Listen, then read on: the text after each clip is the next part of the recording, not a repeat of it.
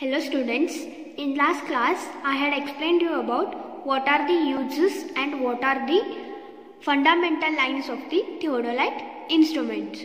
Today we will see what are the temporary adjustments of theodolite instruments. Okay, to make theodolite instrument perfectly horizontal or to make the vertical axis of the instrument truly vertical and to make the object clearly visible for the observer, it is very necessary to perform temporary adjustments. Okay, जैसे कि आप last semester में dumpy level के temporary adjustments के बारे में study किए थे और उस टेम्पररी एडजस्टमेंट्स को आप ग्राउंड के ऊपर परफॉर्म भी किए थे इंस्ट्रूमेंट यूज करके.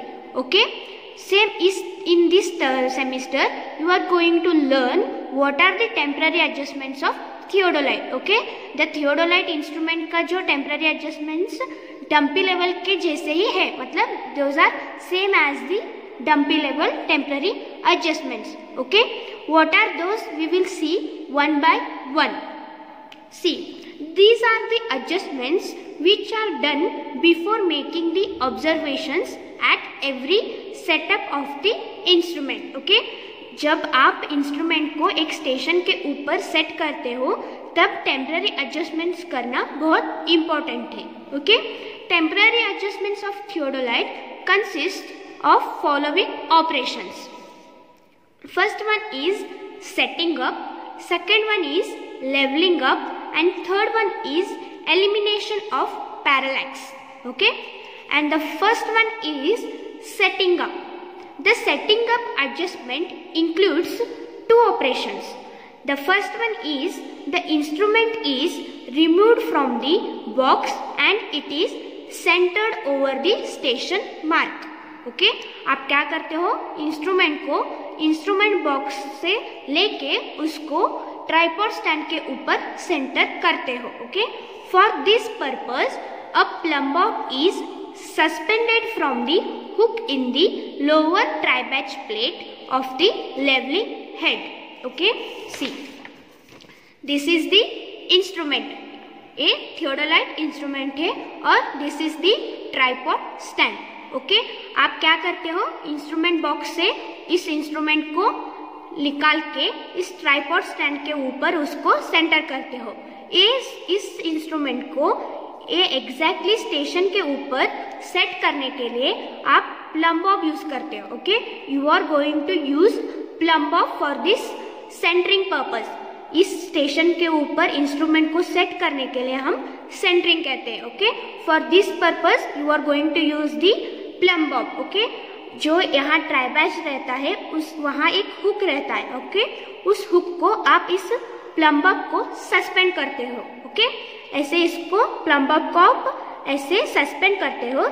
तब आपको क्या करना पड़ता है, इस ट्राइपॉड के जो लेग्स रहता है, मतलब you are going to move these legs radially, मतलब थोड़ा सा आप स्लाइटली इसको मूव करते हो. ओके, इस स्टैंड को आप मूव करते हो. जब आप मूव करते हो तो ये प्लम बॉब एग्जैक्टली स्टेशन के ऊपर आ जाता है. Okay, by moving these tripod legs you are going to bring the plumb bob on station point. Okay, when this plumb bob will come on the station mark, then what we will do, you are going to make this stand firmly, means you are going to fix this stand firmly on the ground.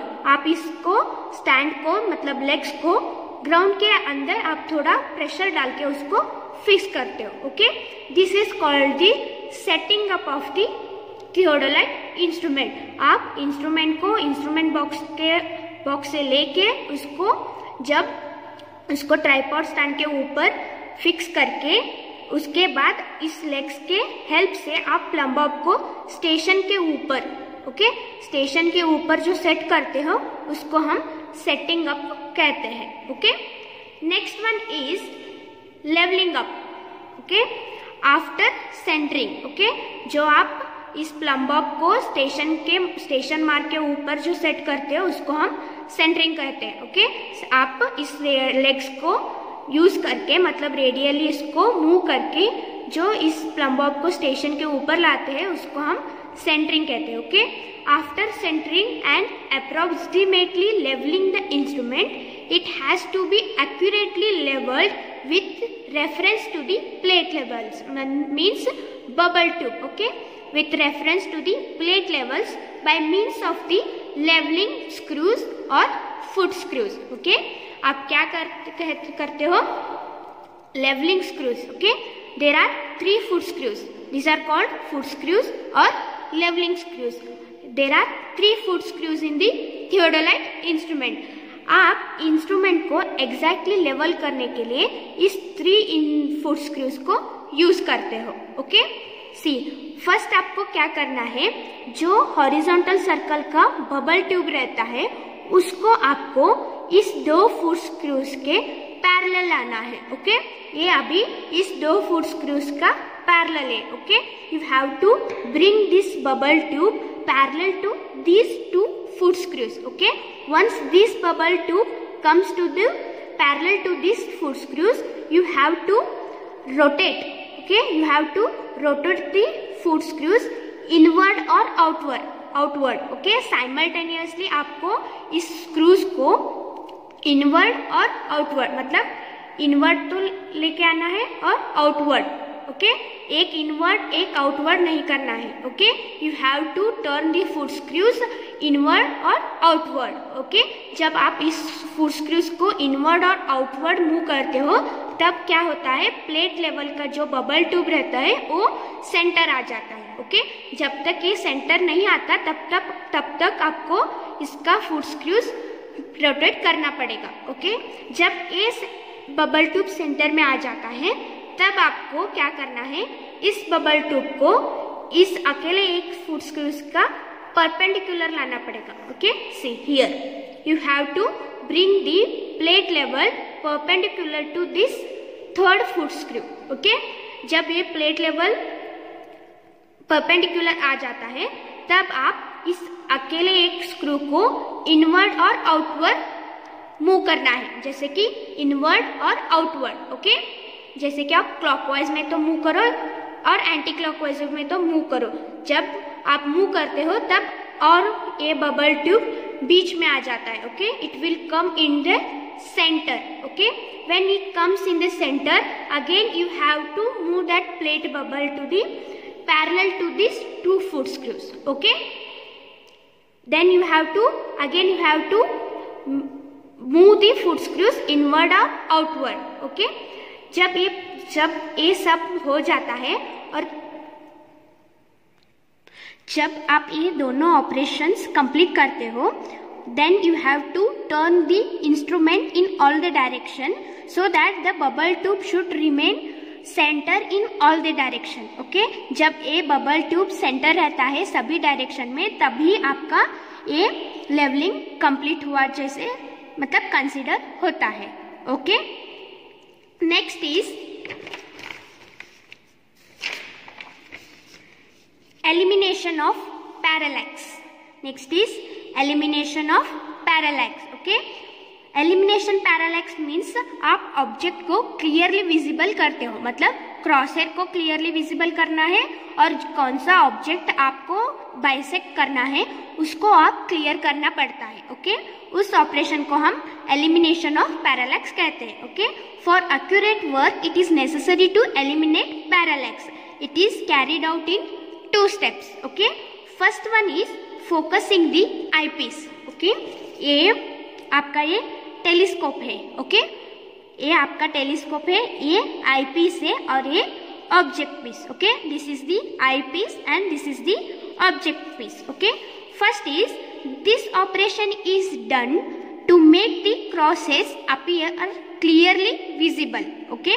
आप cross hair को clearly visible देखने के लिए आप इस operation को हम perform करते हैं, okay. There are two steps. First one is the telescope is directed towards the sky or a sheet of white paper held in front of the objective, okay. क्या करते हो आप, यहाँ ऑब्जेक्टिव पीस को एक white paper रख के आप आई पीस को रोटेट करते हो, okay. See the eye piece is moved in और out until the cross hairs appear clear and distinct. क्या करते हो आप, इस एक व्हाइट पेपर को यहाँ रख के आईपीस को आप रोटेट करते हो। जब तक रोटेट करते हो तब आपको एक क्रॉस हेयर्स क्लियरली दिखना चाहिए, तब तक आपको इसको रोटेट करना पड़ता है। Okay, once this cross hairs appear clearly, then you have to close this operation. Okay, next is focusing the objective. Okay, focusing the objective, it is done for each independent observation to bring the image of the object in the plane of crosshairs. Okay, आपको क्या करना पड़ता है, सी यहाँ एक object है तो आपको इस टेलीस्कोप से उस ऑब्जेक्ट को बाइसेक्ट करना पड़ता है।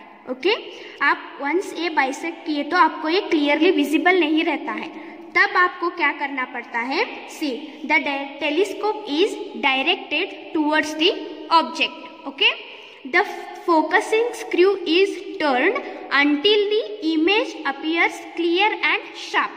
आपको क्या करना पड़ता है, इस ऑब्जेक्ट को आपको इस टेलीस्कोप से बाइसेक्ट करना पड़ता है। उसके बाद इस फोकसिंग स्क्रू को आपको टर्न करना पड़ता है, मतलब आपको ऐसे टर्न करना पड़ता है। Okay, once you turn this focusing screw, the object will appear clearly. Okay, ये फोकसिंग स्क्रू यूज करके आप इस ऑब्जेक्ट को क्लियरली विजिबल कर सकते हो। ये आपको क्लियरली विजिबल आने तक इस फोकसिंग स्क्रू को आप रोटेट करना पड़ता है। Okay, these two are the operations for eliminating the parallax. Okay, these three are the temporary adjustments of the theodolite. Okay, in next class I will